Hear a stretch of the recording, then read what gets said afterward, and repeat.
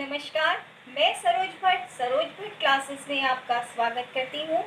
आज हम पढ़ेंगे संस्कृत की पुस्तक रुचिरा। रुचिरा का पाठ 4 आज हम पढ़ने जा रहे हैं।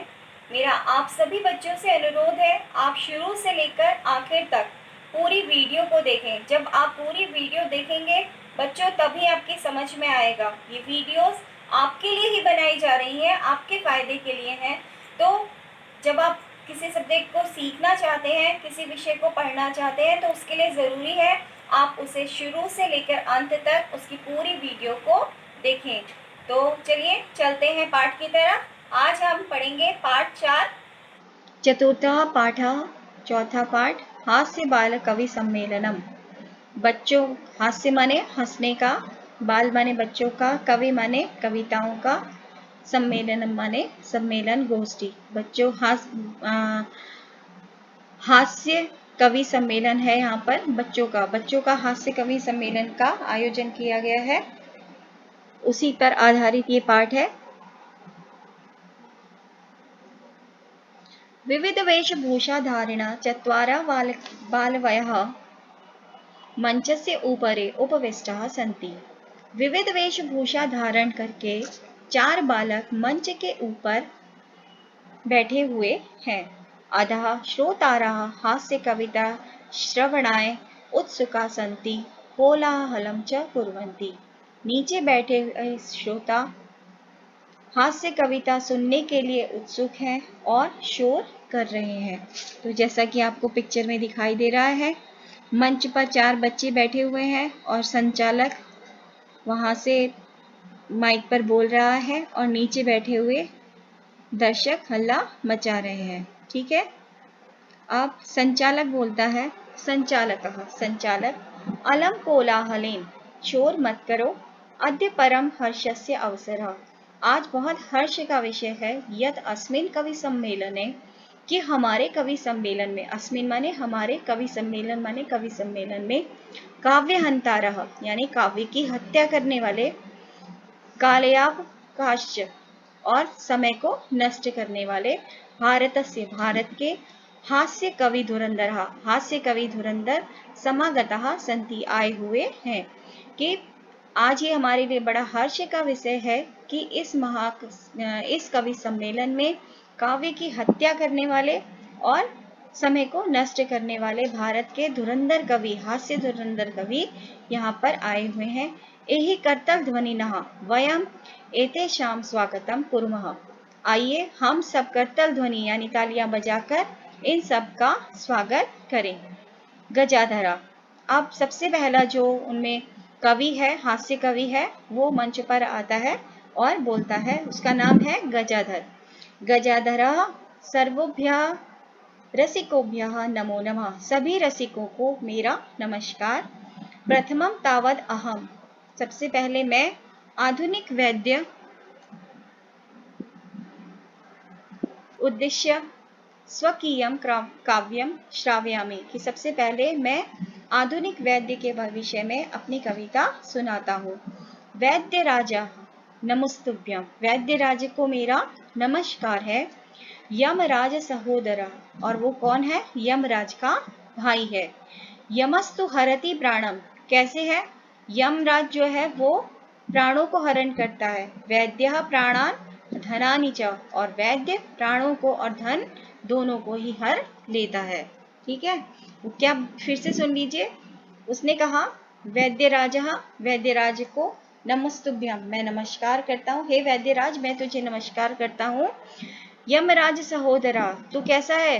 तू यमराज का भाई है। सहोदर माने भाई, तू यमराज का सगा भाई है।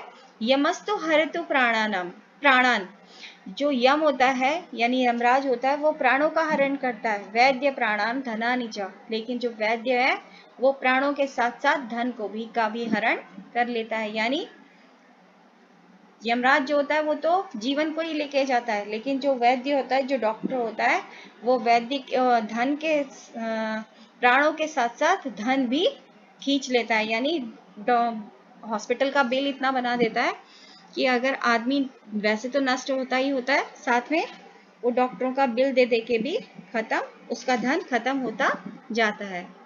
ठीक है। और सर्वे उच्चै हसन्ति, सभी लोग जोर जोर से हंसते हैं।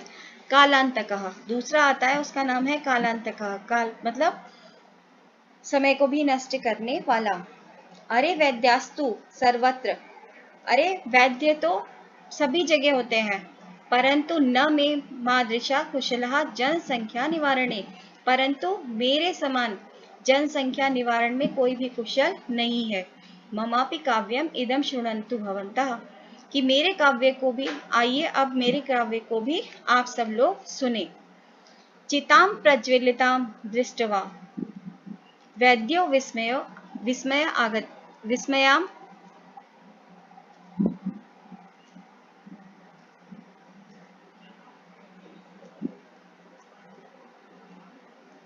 चिता प्रज्वलिताम दृष्ट्वा वैद्यो विस्मयगतः नाहं गतो न मे भ्राता कस्येद हस्तलाघवम। अब वो बोल रहा है चिताम प्रज्वलिताम, चिता को जलते हुए देखकर, चिता को प्रज्वलित, दृष्टवा माने देखकर, प्रज्वलिता माने जलता हुआ देखकर, चिता को जलता हुआ दृष्टवा माने देखकर, वैद्यो विस्मयम गताम, जो वैद्य है उसको बहुत अधिक विस्मय होता है, आश्चर्य होता है। नाहम गतो न मैं भ्राता, कि न तो मैं गया न ही मेरा भाई गया। कस्येदम हस्त लाघवम, कि फिर ये हाथ की सफाई किसने दिखा दी। कि डॉक्टर के यहाँ पर बोल, इस कविता के माध्यम से वो कहना चाह रहा है कि मैं तो डॉक्टर और यमराज से भी ज्यादा तेज हूँ, क्योंकि मुझे देखकर, जब चिताएं जलती हैं तो मुझे देखकर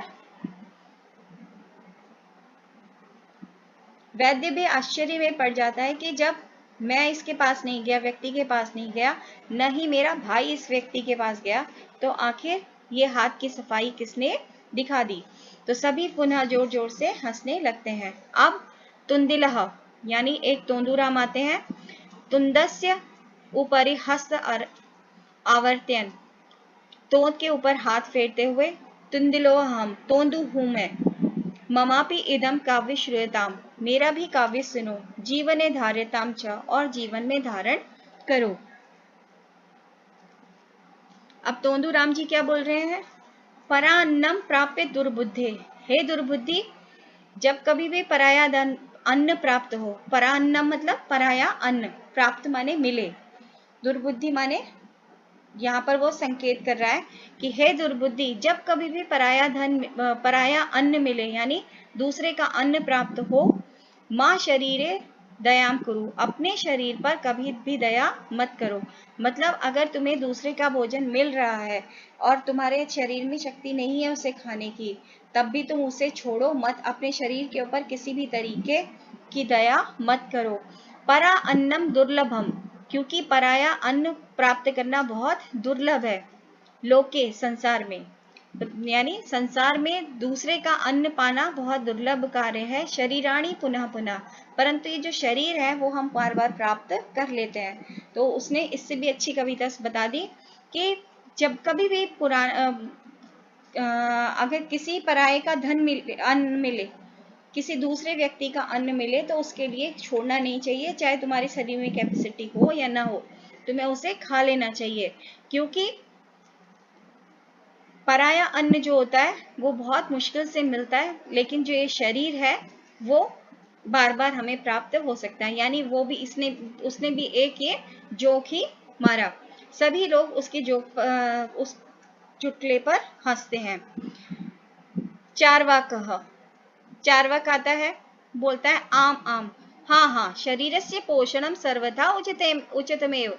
हाँ भाई, शरीर सही है, सही है, शरीर का पोषक तो सबसे ज्यादा उचित है।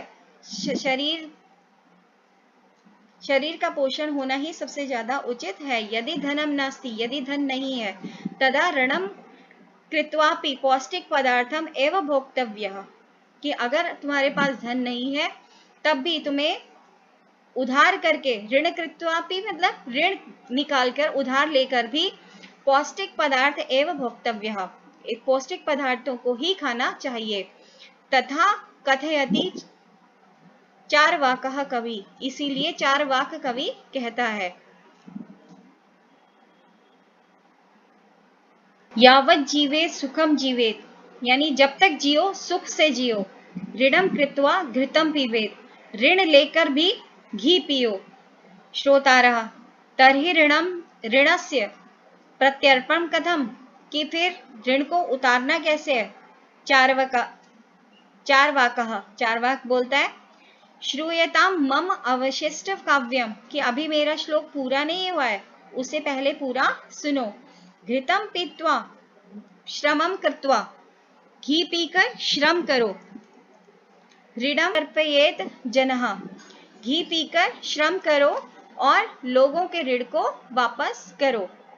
काव्य पाठन श्रवणेन उत्प्रेरितः एकः बालकोऽपि आशु कविता रचयति, हासपूर्वक च श्रावयति। श्रूयताम भो ममापि काव्यम, गजाधरम कवि चैव तुंदिलम भोजलोलुपम, कालांतकम च तथा वैद्यम चार्वाकम च नमाम्यहम्। अरे सुनिए सुनिए मेरी कविता, गजाधर कवि और खाने के लालची तुंदिल, कालांतक और वैद्य चरवाक को मैं नमस्कार करता हूं। और सभी लोग हंसने लगते हैं। काव्य श्रवित्वा हा हा इति कृत्वा हसति, सभी काव्य सुनकर हा हा हा करके हंसते हैं। अन्य चापी हसंती, सभी हंसते हैं। सर्वे गृहं गच्छन्ति, और सभी अपने अपने घरों को चले जाते हैं। तो ये था आपका पाठ, आपको समझ में आ गया होगा और अच्छा लगा होगा। इस पाठ के जो शब्द अर्थ हैं, नीचे ये शब्द अर्थ दिए गए हैं।